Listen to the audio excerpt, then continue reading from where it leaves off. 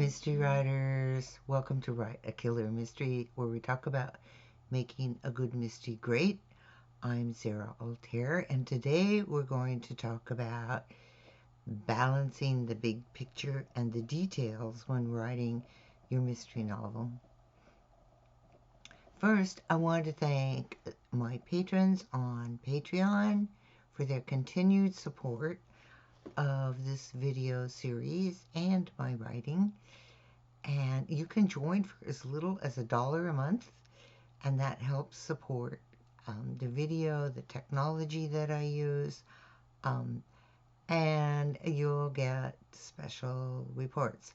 All right, so balancing the big picture and the details. I wanted to start today with a quote from Harlan Ellison about writing, because we're all facing the same thing when we're writing. And so here's the quote.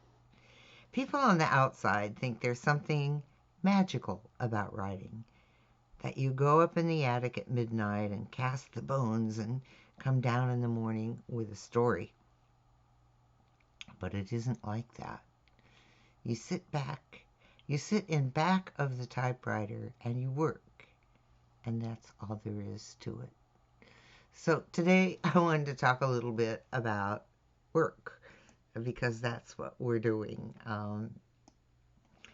Sometimes when you're writing your story, it feels like you're trying to balance a spinning top. There's just so many details, and you have the big picture and the details of the scenes, and you know the scene needs to move the story forward, and at the same time you want to concentrate on the details like dialogue that fits the character, and sensory elements, and character emotions, and each scene has a goal and a conflict and a resolution. There's just a lot to think about when you write.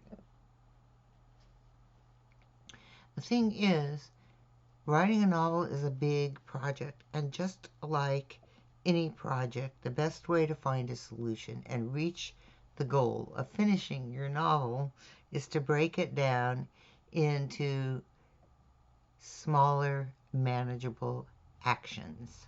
So I wanted to talk about those today.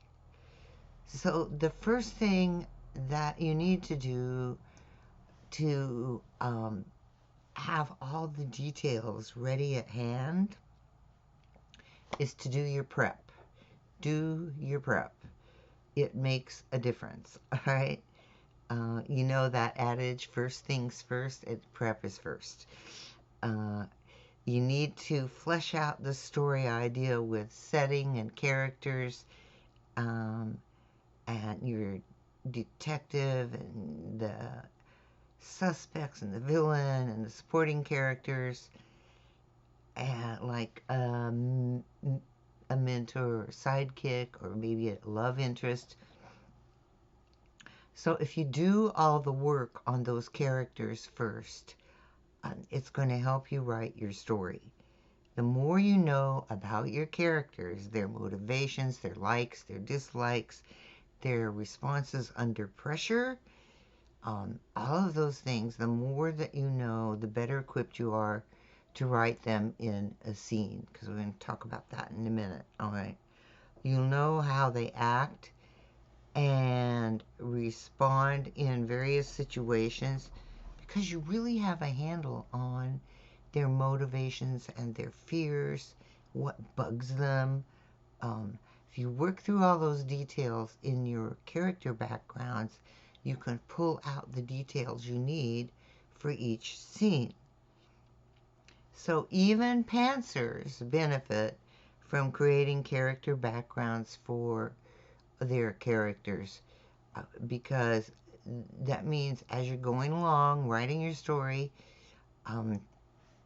you know the characters and you know how they're going to act, and so whatever scene is coming next, as you do your discovery writing, you have your characters well in hand. All right. And then also when it comes to plotting, knowing the main story points allows you to head each scene in the direction of the next major plot point, right? And that way you'll avoid writing yourself into a corner. Plus, I've talked to a lot of pantsers, and most of them say they have a general idea of the story, even if they don't know exactly what happens, or they may not have plotted it out with this is the plot point and this is the midpoint and this is the second pinch point. They may not have done that, but many pantsers that I've spoken with have a general idea of the story. And I know pantsers who say they want to discover the villain as they write. So they have that same discovery experience that their readers will have.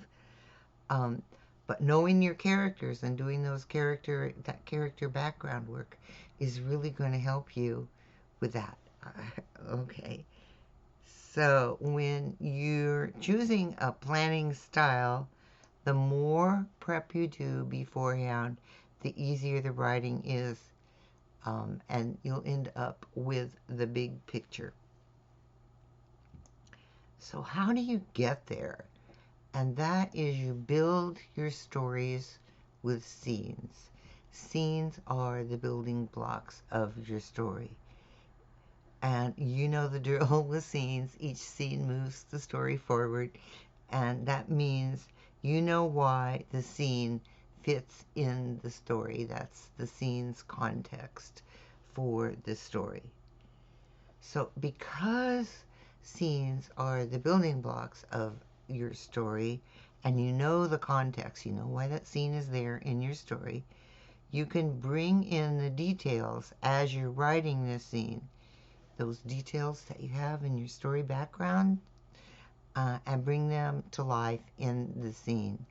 And when you settle on the point of view character for the scene, and you know their goal, and you know how they're going to work toward that conflict, and you know how they're going to deal with that conflict, and the resolution that's going to keep the reader wanting to turn pages. Each scene is a mini story with a beginning, middle, and end. So as you're writing, it really helps you to focus on the scene, because it's where you are now. I don't know how to say this. It's you go into the scene to write the scene, and you're there, and that helps you pull out all those details that you have, and you want to bring in the setting details and make them relate to your characters. So, for instance, is your character comfortable in the environment? Does the environment make them edgy? Do they feel confident? They know their way around in this environment? Are they uncertain in this environment? So let your reader know how the setting affects your character. This is a detail that's really important, and it adds to the emotional engagement for the scene. So don't leave the setting out. Bring it in, make those details, make your characters interact with the setting. And then use what you know about each character's personality from that background to give that distinctive speech patterns in their dialogue, so they feel real. It feels like Harry is speaking now, and now Jeanette is speaking, because you know enough about those characters to know that Jeanette's going to speak one way and Harry's going to speak a different way. And then in the scene, you want to make sure that you add sensory details. How do they feel, touch, hear, taste, and see what's in the world around them? And that brings your reader into the story and makes the scene more present for your reader. The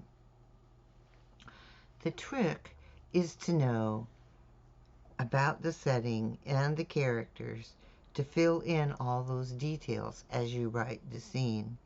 if you tried to figure out which details you're going to use in the scene, in the story, and I know people do this, all right? Not me, all right? It's part of the big picture. Um, you'll get lost. It's easy to get lost if before you actually write the scene, you're going to, I know this detail from the setting is going to be in the scene, and I know this detail about the character's dialogue is going to be in the scene. It's actually much easier when you're in the flow of writing the scene to bring those details that you know into the scene as you're writing. If you concentrate on which details to use in the scene you're currently writing, that's the only thing that matters at the time that you're writing, is that current scene, right? Uh, you'll find your entire story is filled with enriching details. So that's the power of writing scene by scene, is you create that scene, fill it with details, fill it with setting details, fill it with sensory information, um, and you know where that scene fits in the story. That's all you need to know. What is its context? Why is it there? Um, you'll work through your whole story scene by scene, and you end up with the big picture. All right. So I like to think of it as concentrate on the before and the during. All right. The before is all your prep work. It's and the during is focusing on each scene as you write. So do your prep work first, so you know about your characters, you know about the setting, you know about the weather, you know about the culture, you know about that weapon that your character has in their hand. You know all of those things before you write the scene. So then, when you're in the scene, you just use those details to write that little mini story with its beginning, middle, and end. And once you finish your first draft, spend your editing time finding any holes. Work on the plot holes first, and then follow up working through each scene with a goal, conflict, and resolution. Make sure that that happens in each scene, and then fill in any missing characters, setting, or sensory details. It's easy to forget all those as you're actually writing the scene, and one of the benefits of editing is to go back and make sure that each scene has all those details in them. So when you work through your story scene by scene, you find you've created that big picture of the entire story. Okay, I hope that helps. And also, I want to mention, if you're just starting writing mysteries, I have an online course called Write a Killer Mystery, and it walks you through all of this from your story idea all the way through setting up your setting and your characters and the details and how to write dialogue and how to write scene by scene. And there's a link in the description below, so I'd love to see you there. All right, thank you so much. Keep writing. I'll see you next time.